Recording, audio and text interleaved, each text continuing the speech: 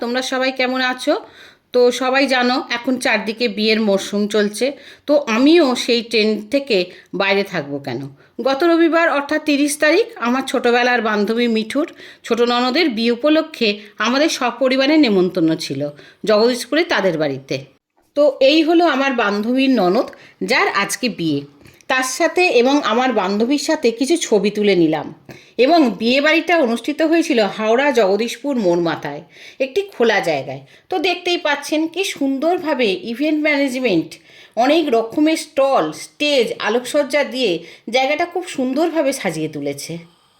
এবং এখানে একটি বোর্ডে মা লক্ষ্মীর বাহন পেঁচার সাথে বিয়ের মন্ত্র দেওয়া একটি লেখা দিয়েছে।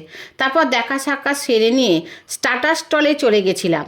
সেখানে প্রথমে গিয়ে ভেজ স্টার্টারে ক্রিস্পি বেবিকর্ন এবং পনির পকোড়া নিয়ে নিয়েছিলাম। তারপর চিকেন রেশমি কাবাব, পুদিনার চাটনি নিয়ে দিয়ে নিলাম।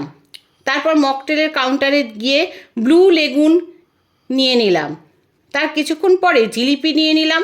তারপর আমার খুব পছন্দের একটি খাবার দই বড়া, সেটাও খেতে বাকি রাখিনি। তারপর ছেলে আর আমি পাপড়ি চাট খেয়ে নিলাম।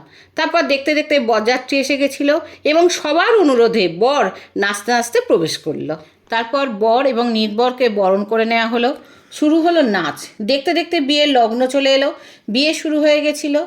এদিকে রাত হচ্ছিল, তাই সময় নষ্ট না করে খেতে বসে গেছিলাম। খাবার মেনুতে অনেক কিছু ছিল।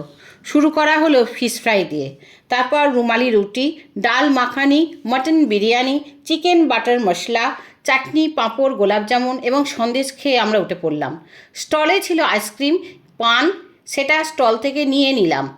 অনেকটা রাত হয়ে গেছিলো, তাই সময় নষ্ট না করে বেরিয়ে এলাম। আজকের মতো এইটুকু থাক, আবার দেখা হবে একটি পরের ব্লগে। টাটা।